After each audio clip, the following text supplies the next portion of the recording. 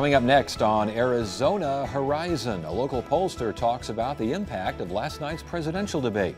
We'll check out a report that looks at Hispanics as the new American mainstream. And we'll hear about an effort to help nonprofits get their messages across. Those stories next on Arizona Horizon. Arizona Horizon is made possible by contributions from the Friends of Arizona PBS, members of your PBS station. Thank you. Good evening and welcome to Arizona Horizon. I'm Ted Simons. Governor Doug Ducey will be using his Independent Expenditure Committee to try to ensure that Republicans continue to control the state legislature next session. Arizona Capital Times reports that a committee formed by Ducey allies will shift its focus from public pension reform to legislative races in the upcoming election. The committee will target 3 Senate races in particular, including District 28 in Phoenix and Paradise Valley and District 18 in Ahwatukee and Chandler. The first presidential debate is over, and the general consensus is that Democratic candidate Hillary Clinton scored a lopsided win over Republican Donald Trump. Here now with his analysis of the debate is local pollster Mike O'Neill. Good to see you again. Thanks for being here. You're welcome. Who won the debate? There's no question that Hillary Clinton won the debate. What is not clear is how much good comes from it. Historically, the bumps out of debates haven't been great.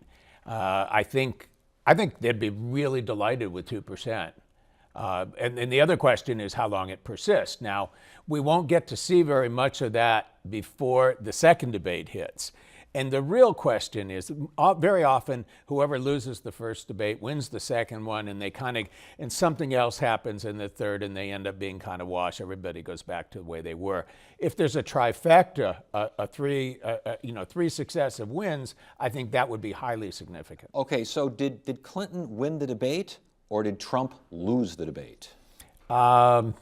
That's an interesting question. I think that, the overall demeanor, she exuded a sense of confidence. I think the structure of the debate they stayed on an issue for an extended period of time, as opposed to just allowing for a 1 or a 2 minute speech followed by another speech and another question. They delved into issues deeper, and that's where I think her deeper policy knowledge helped her out. Was there a turning point in the debate? I don't know that there was one in particular. Clearly, Trump really started to fade at the end. Most people who listened to the debate thought he held his own pretty well for the first 5 or 10 minutes. Then it started to go south, and you could see a number of issues where he was just losing. I think one pundit said, whenever you mention Rosie O'Donnell in a debate, you're not doing well.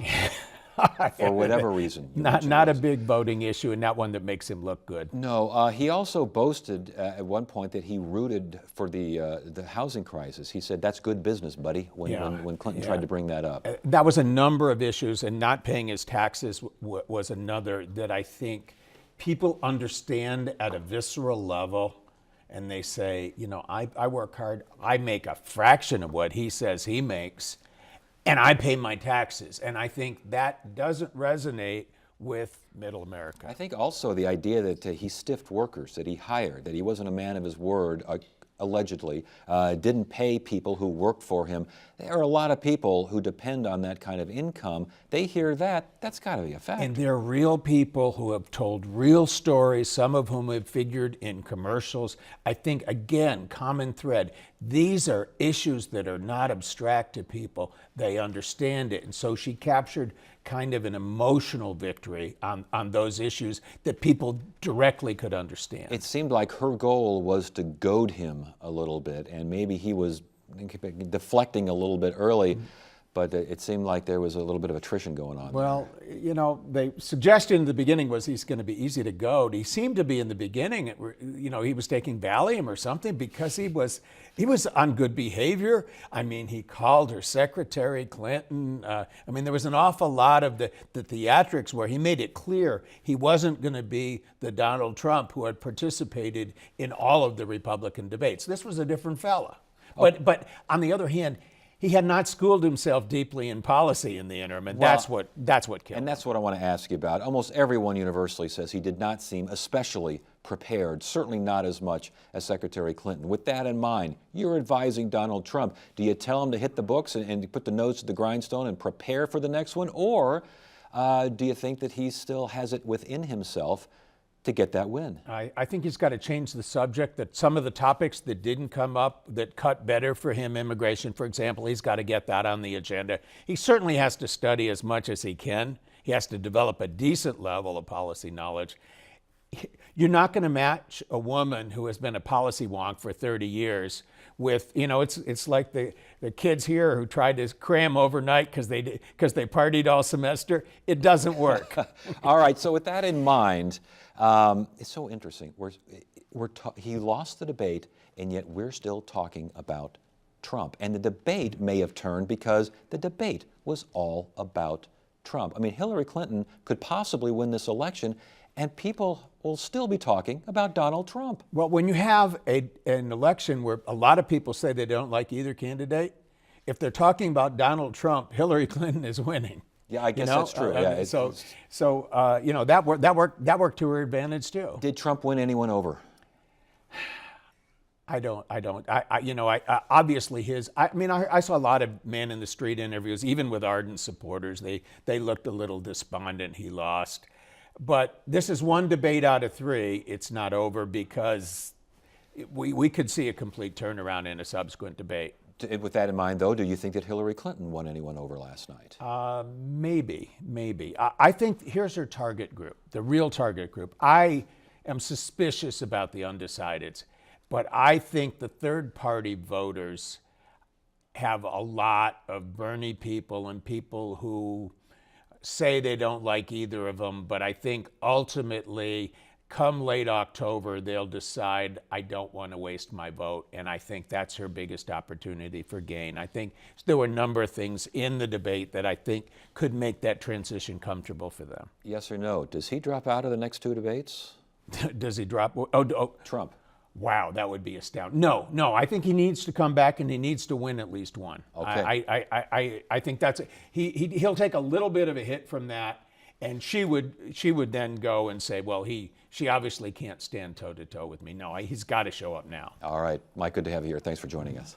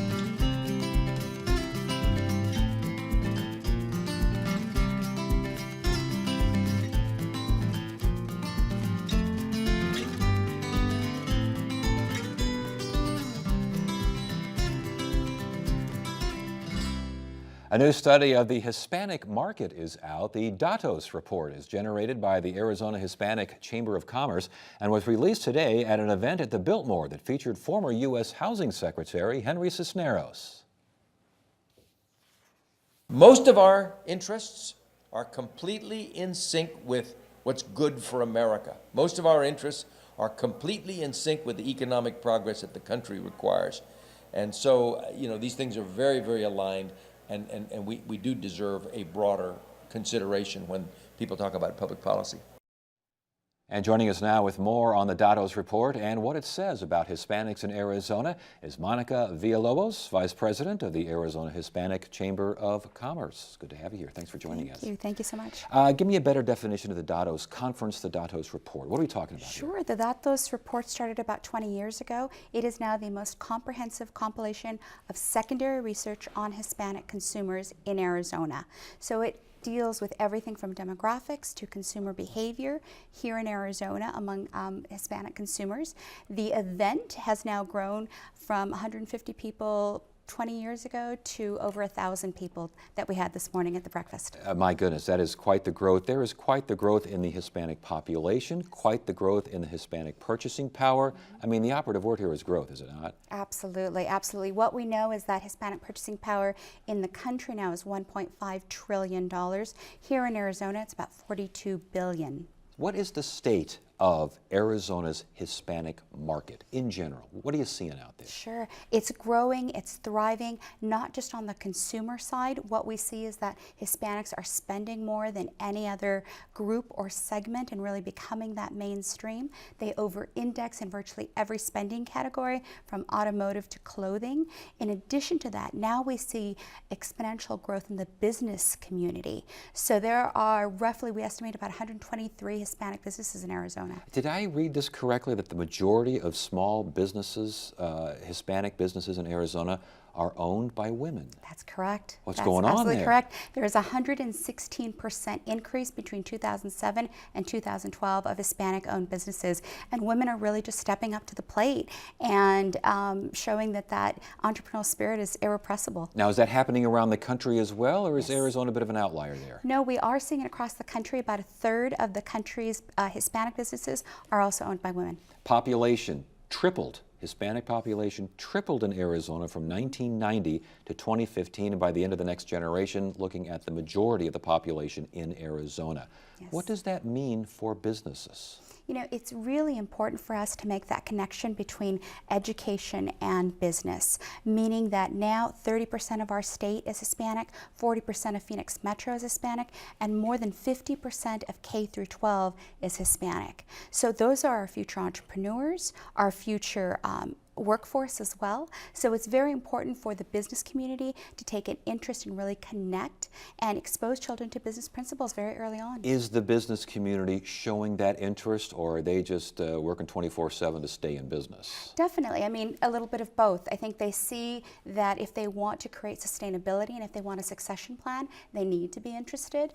So we're seeing a lot of enthusiasm around our programs that help young people start businesses. What about politics, where everyone's talking politics these days? The impact on the election in Arizona, Latino vote, what are you seeing?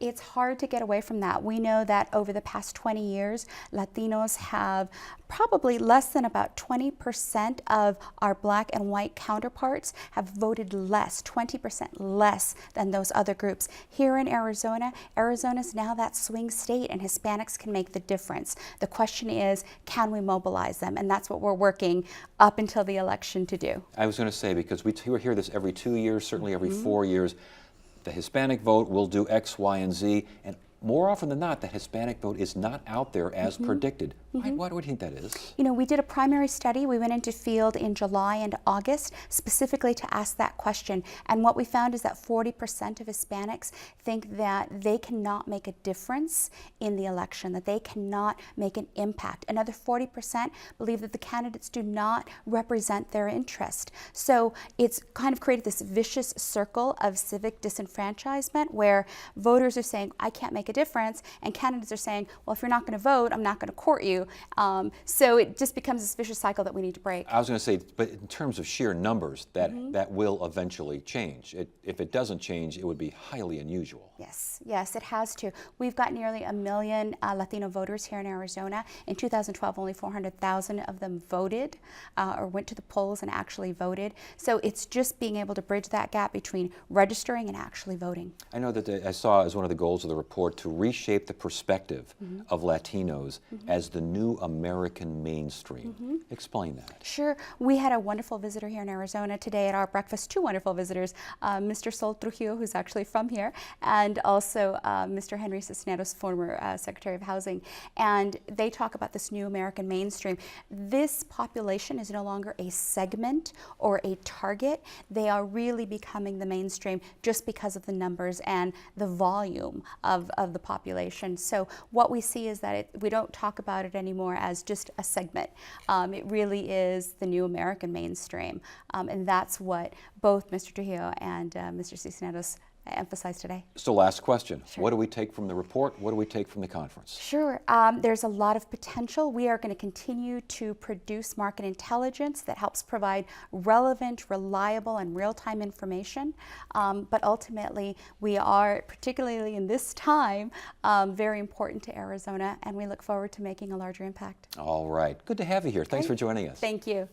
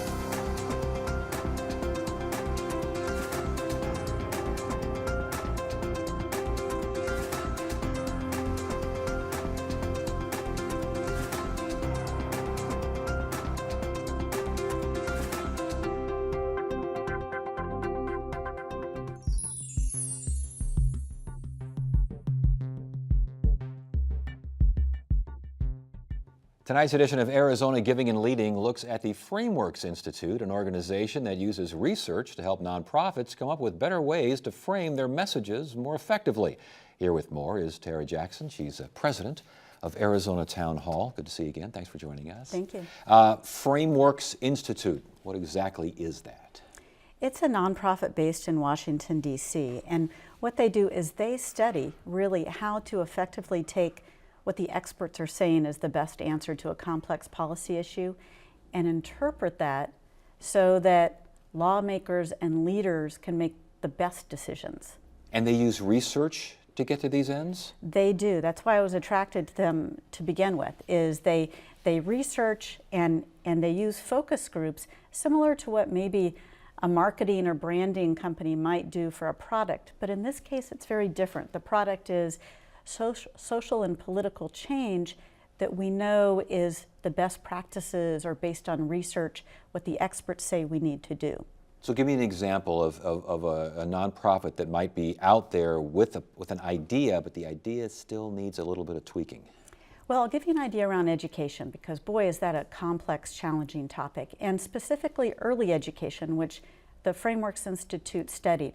So quite a few years ago, all these experts were showing that what happened in the earliest years was in fact critical to how people learned later. So those years 0 to 5 were really important. But the experts had all these complicated terms that I wouldn't understand. I don't think most people would understand. And so what Frameworks looked at is how can we take this complex science and frame it in a way that other policymakers will understand so that they will know the return on investment of early education. And so one example from their studies is something they call serve and return. Think of a tennis match. You serve a ball, someone returns it.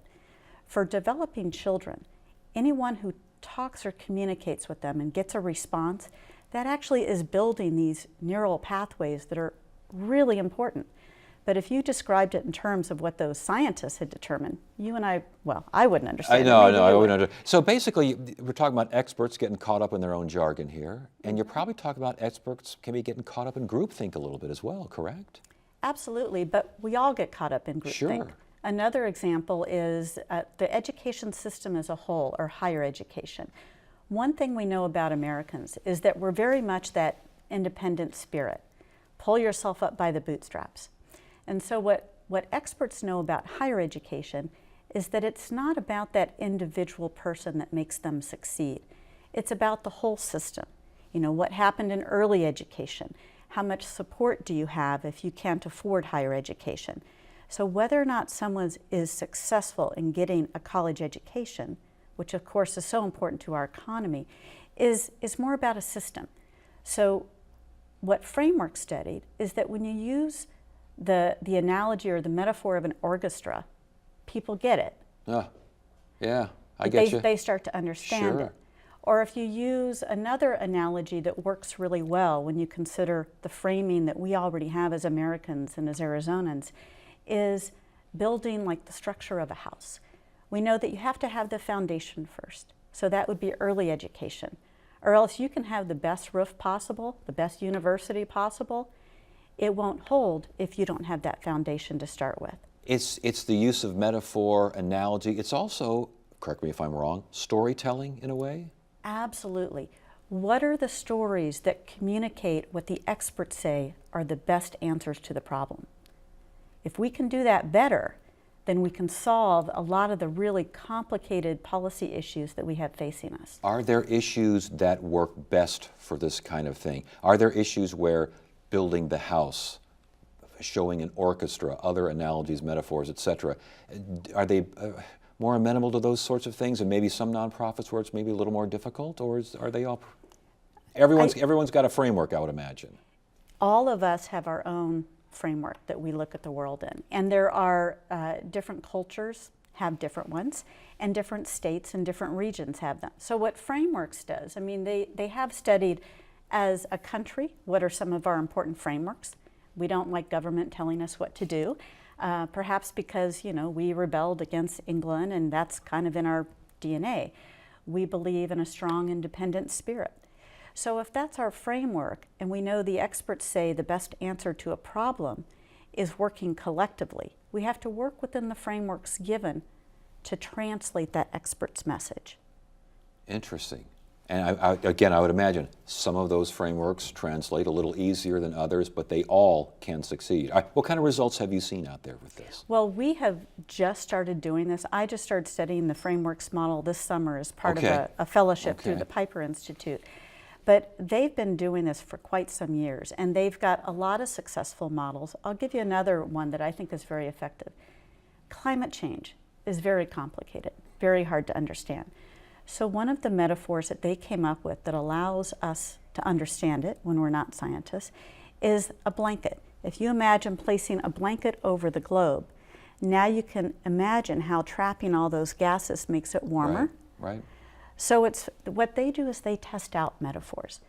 The ones that I might think are the best to tell the story, sometimes it's counterintuitive. Yeah. So it really depends. It really depends, but it sounds really smart. It sounds like it's a good idea, and especially the storytelling and the metaphor kind of angle to it. Well, congratulations on this, and continued success, I guess, on the research and the whole framework since the whole 9 yards. Good to have you here. Thanks for joining us. Thank you. Thanks for having me. We want to hear from you.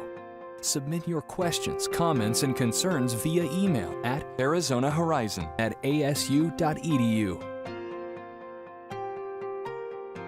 We are approaching the time of year when a number of bird species migrate south for the winter. Included in the migration, one little bird that will travel thousands of miles on a pair of extremely small wings.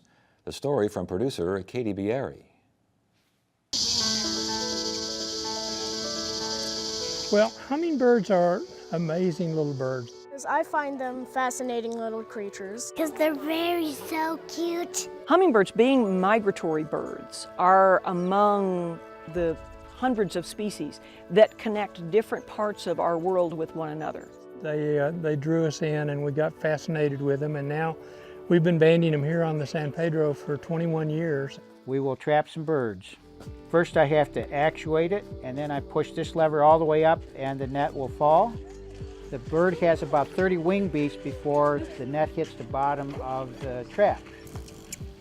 Today is migration, so there's lots of birds there, so it's fairly easy to catch the birds. I'm frequently one of the people that will go in and catch the bird.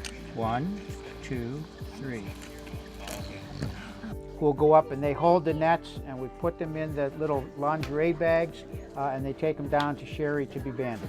Sherry will take them out, and the first thing she does is just identify them as to age and sex and species, and then carefully fit a band on. And that's one of the most challenging parts. The bands are so tiny, and Sherry has to cut and form each individual band and make each individual band to fit. We can take this hummingbird that's just been measured and handled and all that, and take it over and stick its beak in a feeder and it will drink right in our hands. But we've heard everything from, do hummingbirds ride on the backs of geese when they migrate? People just can't imagine that these tiny little birds can make a multi-thousand-mile migration on their tiny little wings, but they do. A groundbreaking, first ever discovery in your own yard is something that's possible. They asked if I wanted to hold a hummingbird. I said, yay, yes. I never got to pet them. You've never got to pet a hummingbird before? This is her new boyfriend. Do you feel how warm he is? He's breathing 150 times a minute. And we figured if we could show people that the river was an important migratory corridor for hummingbirds, that we could gain some advocates for the river's conservation. We don't like to admit how much we depend on nature, but it very literally is the water that we drink and the air that we breathe. And that is it for now. I'm Ted Simons. Thank you so much for joining us. You have a great evening.